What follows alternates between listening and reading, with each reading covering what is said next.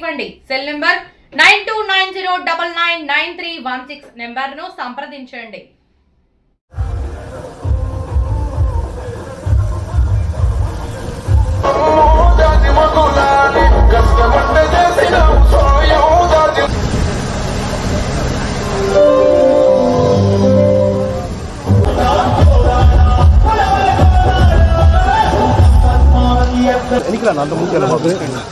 రవి కానీ వాళ్ళు ప్రెస్ వాళ్ళు చేసుకుని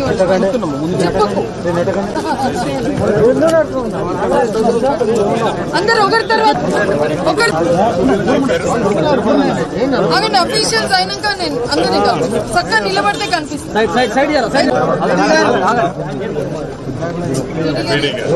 ఇంకెవరున్నారు అఫీషియల్స్?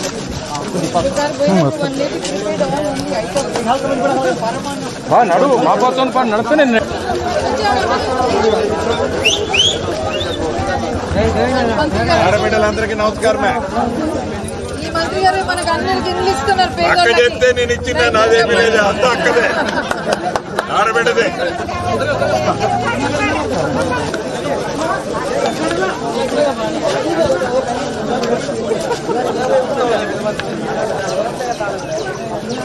మంత్రి గారు వచ్చి మరి నీకోసం లేట్ గా కారణం ఇక్కడ వస్తుంది.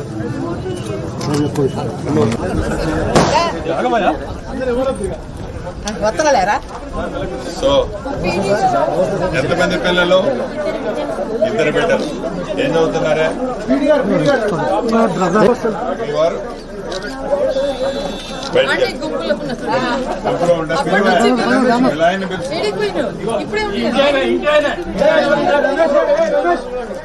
రమేష్ వచ్చిందా?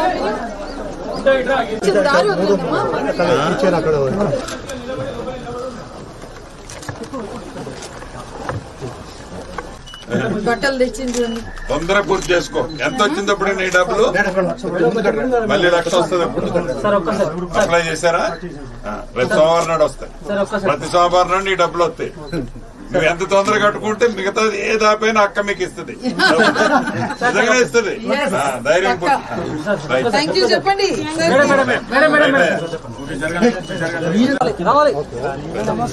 ఎమ్మెల్యే గారు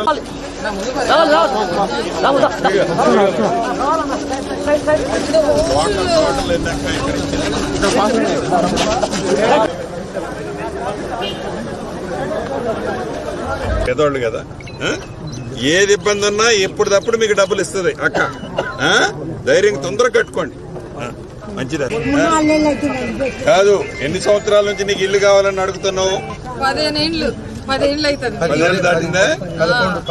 ఎంతమంది పిల్లలు అక్క అవ్వా నీకు? 7 ఉన్నాడా? ఏం చదువుతున్నారు? వాళ్ళు చదువుకుంటున్నారు. What about remaining?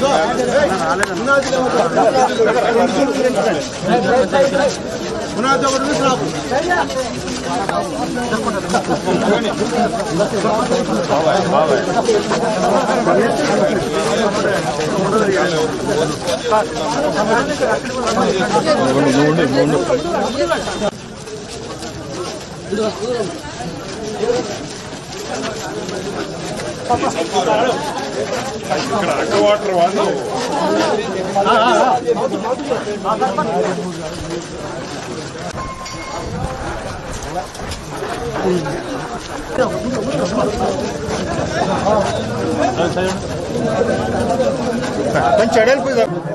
ఏం చదువుతున్నారు? ఇప్పుడు కూడా పడ్డదా? 4 లక్షలు వచ్చినాయా? 1 లక్ష కావాలి. నీ కోఆపరేషన్ తర్వాత పంపిస్తాను 1 లక్ష. ఓకేనా? అక్క పంపించుంది లేదమ్మా?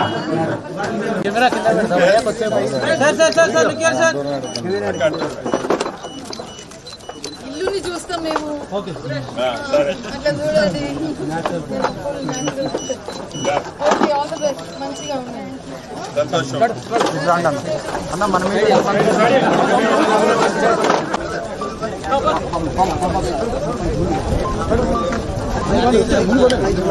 ఊరికి మన పొంగులేటి అన్న శ్రీనివాస్ రెడ్డి గారు, హౌసింగ్ మంత్రి గారు, మన ఊరికి రాష్ట్రంలోనే మొట్టమొదటిగా 146 ఇండ్లు ఉన్న వాళ్ళందరికీ అర్హులందరికీ కూడా ఇండ్లు శాంక్షన్ చేస్తున్నారని వారికి మీ అందరి తరఫున నా తరఫున ప్రత్యేక ధన్యవాదాలు తెలుపుతున్నాను. ఎక్కడ కూడా ఇవ్వని ఇల్లు ఇక్కడ మంత్రి గారు శాంక్షన్ చేసిండ్రు. మరి వాటిలో ఈ రోజు మంత్రి గారు దాదాపు 70 ఇండ్లు వరకు ఎవరైతే ఇండ్లు కట్టుకుంటున్నారో వాళ్లకు అందరికి తిరిగి వారికి బట్టలు, ఇంటి ఇల్లాలకి భర్తకి బట్టలు కూడా ఇవ్వడం జరిగింది. అందరి తరఫున మీకు ప్రత్యేక ధన్యవాదాలన్నా. మరి మంత్రి గారు మనకు 2 మాటలు చెప్తారు.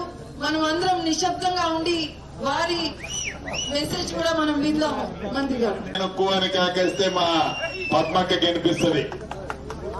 ప్రధానంగా మీ అందరి దీవెనలతో ఇందిరమ్మ రాజ్యాన్ని తెచ్చుకున్న తర్వాత ఏ పేదవాడు కళ్ళ కన్నాడో కన్న కలలన్నీ నెరవేర్చాలని, ఈ ఇందిరమ్మ ప్రభుత్వంలో పేదవాడికి అండగా ఉండాలని తెచ్చుకున్న తెలంగాణ రాష్ట్రాల్లో 10 సంవత్సరాలు ఎవరైతే అధికారంలో ఉండి పరిపాలించిన దొరలు ఆ అధికారాన్ని దుర్వినియోగం చేసి వారి స్వార్థం కోసం ధనిక తెలంగాణ రాష్ట్రాన్ని 8,19,000 కోట్ల అప్పు చేసి ప్రతి నెల 6,500 కోట్ల అప్పుని మన నెత్తిన పెట్టి మనం కడుతున్నాం ఈనాడు ఇందిరమ్మ ప్రభుత్వంలో. గడిచిన 10 సంవత్సరాల నుంచి ఇల్లు కావాలి, మాకు కార్డులు కావాలి, రేషన్ కార్డులు కావాలి, సన్న బియ్యం కావాలి, మా పిల్లలకి మంచి విద్య కావాలి, వైద్యం కావాలి అని అంటే ఆనాటి ప్రభుత్వం వీటిలో కూడా కమిషన్ రాదు కాబట్టి కమిషన్ వచ్చే కాళేశ్వరం లాంటి ప్రాజెక్టుల మీద అయితే డబ్బులు ఖర్చు పెడతాను గాని పేదవాడికి ఉపయోగపడే దానికి ఖర్చు పెట్టనని ఆనాటి ప్రభుత్వాలు తలస్తే మీ దీవెనలతో మన ఇందిరమ్మ ప్రభుత్వం వచ్చి 1.5 సంవత్సరం అయింది. ఈ 1.5 సంవత్సరంలో పైలట్ గ్రామాలుగా మోడల్గా ముందు ఒక్కొక్క మండలానికి ఒక గ్రామాన్ని తీసుకొని ఎన్ని ఇళ్లు కావాలంటే అన్ని ఇళ్లు ఆ గ్రామానికి ఇచ్చాం. అటువంటి గ్రామమే మన విపులాపురం గ్రామం. ఇక్కడ 146 ఇళ్లు ఇస్తే ఇప్పటి వరకు 73-74 ఇళ్లు కట్టడం మొదలు పెట్టారు. మిగతా వాళ్ళు కూడా వీలైనంత తొందరలో మొదలు పెట్టాలని మనస్ఫూర్తిగా మిమ్మల్ని కోరుకుంటున్నాం. ప్రతి సోమవారం నాడు మీరు ఫౌండేషన్ కడితే ₹1,00,000, స్లాబ్ లెవెల్ కడితే మరొక 1,00,000, స్లాబ్ వేస్తే 2 లక్షలు, స్లాబ్ పూర్తయి మీరు గృహప్రవేశం చేసే టైంలో మిగిలిన 1,00,000. ఎక్కువలో ఎక్కువ 600 చదరపు అడుగులు ఉండాలి, తక్కువలో తక్కువ 400 చదరపు అడుగులు ఉండాలి. ఒక బాత్రూము, ఒక వంటగది ఉండేటట్టు పేదవాడికి అవసరమైన ఇల్లు కట్టాలనే ఆలోచనతో ఈ స్కీమ్ ని మొదటి విడత మొదలు పెట్టాం. మొదటి విడత రాష్ట్ర వ్యాప్తంగా గౌరవ ముఖ్యమంత్రి రేవంత్ రెడ్డి గారు సహచర కేబినెట్ మంత్రులమంతా మొదటి విడత 4.5 లక్షల ఇళ్లు రాష్ట్ర వ్యాప్తంగా ఇస్తూ ప్రతి నియోజకవర్గానికి తక్కువలో తక్కువ 3,500 ఇళ్లు ఇవ్వాలని నిర్ణయించి ఈ కోదాడ నియోజకవర్గానికి కూడా మొదటి విడత 3,500 ఇళ్లు ఇచ్చాం. అయితే అక్క చాలా మందికి నాకు ఇందిరమ్మ ప్రభుత్వం తెలంగాణ రాష్ట్రంలో వచ్చి 1.5 సంవత్సరం పూర్తయింది. ఈ తెచ్చుకున్న ఇందిరమ్మ ప్రభుత్వంలో అభివృద్ధి సంక్షేమాన్ని 2 కళ్ళల పేదవాడే ఏజెండాగా ఈనాడు ఈ ప్రభుత్వం పనిచేస్తుంది.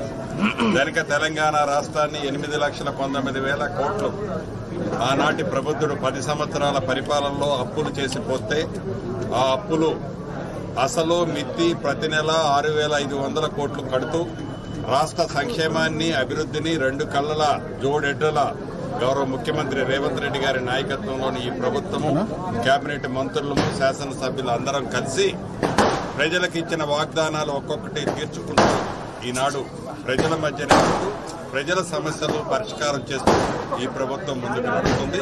దాంట్లో భాగమే అన్నం బియ్యం ఇచ్చే కార్యక్రమం కానీ, రేషన్ కార్డులతో పాటు సభ్యులని కార్డులో ఎంటర్ చేయడం కానీ, అదే రకంగా ఇందిరమ్మ ఇళ్లు కానీ, రైతు భరోసా కార్యక్రమం ద్వారా ఆనాటి ప్రభుత్వం ఎకరానికి 10,000 రూపాయలు ఇస్తే ఇందిరమ్మ ప్రభుత్వంలో 12,000 రూపాయలు ఇచ్చే కార్యక్రమాన్ని వడివడిగా ఈనాడు ఈ కార్యక్రమాన్ని చేపట్టి ఇవ్వటం జరుగుతుంది. అంటే ఎంతటికీ కార్యక్రమం పేదోడి కష్టాలు పూర్తిగా ఆనాడు విస్మరించి కమిషన్లు ఏ కార్యక్రమంలో ఏ ప్రాజెక్టులో ఏది చేస్తే కమిషన్లు వస్తాయో ఆ కమిషన్లు వచ్చే ప్రాజెక్టులు స్కీములే ఆనాడు ప్రభుత్వం చేస్తే ఈ ప్రభుత్వం కమిషన్లు కాదు కావాల్సింది పేదోడు కన్నీరు తుడిచే కార్యక్రమం కావాలని ఈ ఇందిరమ్మ ప్రభుత్వంలో సంక్షేమ కార్యక్రమాలు పేదవాడికి మంచి జరిగే కార్యక్రమాలు చేపడుతూ ముందుకు పోతున్న దిశలో రాబోయే ఏ ఎన్నికలు వచ్చినా రాష్ట్ర ప్రజలంతా ఇందిరమ్మ ప్రభుత్వానికి అండగా ఉన్న వారికి పూర్తి మద్దతు ఇవ్వడానికి సిద్ధంగా ఉన్నారని ఆనాడు అధికార దుర్వినియోగంతో కోట్లాది రూపాయలు సంపాదించి ఆ కోట్లాది రూపాయలని ఈనాడు సోషల్ మీడియా ద్వారా ఉన్నది లేనట్టు లేనిది ఉన్నట్టు చిత్రీకరించుకుంటూ ఆనాడు వారు చేసిన తప్పులని ఒక్కొక్కటి పుట్టలో నుంచి పాములు బయటకు వస్తున్నట్టు ఒక్కొక్క తప్పు బయటకు వస్తుంటే దాన్ని ప్రజలు గ్రహిస్తున్న ఈ తరుణంలో ఆనాడు పరిపాలించిన ప్రబుద్ధులు దీన్ని వక్ర మార్గంలో ఇంకొక రూటులో డైవర్ట్ చేయడానికి ఆ అక్రమంగా సంపాదించిన డబ్బుతో సోషల్ మీడియా ఇతరత్రా వాడి ఒక అభూతి కల్పన కల్పించాలని తాపత్రయపడే వారి శిష్టాన్ని చూస్తుంటే చాలా ఆశ్చర్యం వేస్తుంది. దొంగెవరు అంటుంటే తనకెళ్లి తను మర్చిపోయి ఎదటకి చూపిస్తూ ప్రజలని మళ్లీ మభ్యపెట్టాలని తాపత్రయపడే వారికి గతంలో 2 పర్యాయాలు బుద్ధి చెప్పినా మళ్లీ ఈ లోకల్ బాడీ ఎలక్షన్ లో ఇతరత్ర ఎలక్షన్స్ లో తాపత్రయపడి మళ్లీ మాయమాటలు చెప్పి ఏదో మా కింద పడ్డా మేమే పైనున్నామనే తాపత్రయం కోసం కనిపిస్తున్నట్టు చాలా స్పష్టంగా కనిపిస్తుంది. తప్పకుండా ప్రజలు అన్నీ గమనిస్తున్నారు. ఈ ఇందిరమ్మ ఇళ్ల కార్యక్రమంలో ఈ గ్రామంలో సుమారు 145-146 ఇస్తే ఇప్పటికే ఒక 75-76 స్టార్ట్ చేశారు. రాష్ట్ర వ్యాప్తంగా సుమారు ఒక 2.5 లక్షల ఇళ్లు స్టార్ట్ అయినాయి. 4.5 లక్షల్లో సుమారు 3,60,000 3,70,000 ఇళ్లకి ఇప్పటికే క్యాండిడేట్ని అంటే లబ్ధిదారులు నిష్పక్షపాతంగా లబ్ధిదారులు కూడా ఫైనల్ చేయడం జరిగింది. ఏది ఏమైనా ఈ రాబోయే 3.5 సంవత్సరాల్లో రాష్ట్రంలో విడతల వారీగా నిరంతరము ఇస్తూ 20 లక్షల ఇళ్లు కట్టాలన్నదే ఈ ప్రభుత్వం యొక్క ఆలోచనని రాష్ట్ర ప్రజలకు తెలుపుతూ బీఆర్ఎస్ పార్టీ గోప్యతను కాంగ్రెస్ పార్టీ హరిస్తుంది అనేది కేటీఆర్ వాదన. ఏం గోప్యత? ఫోన్ ట్యాపింగ్ కానీ వాళ్ళ ఫోన్ లో అంటే అదే ఇందాక చెప్పాను కదా, ఫోన్ ట్యాప్ చేసిన మాట నిజమా కాదా? నిజమా.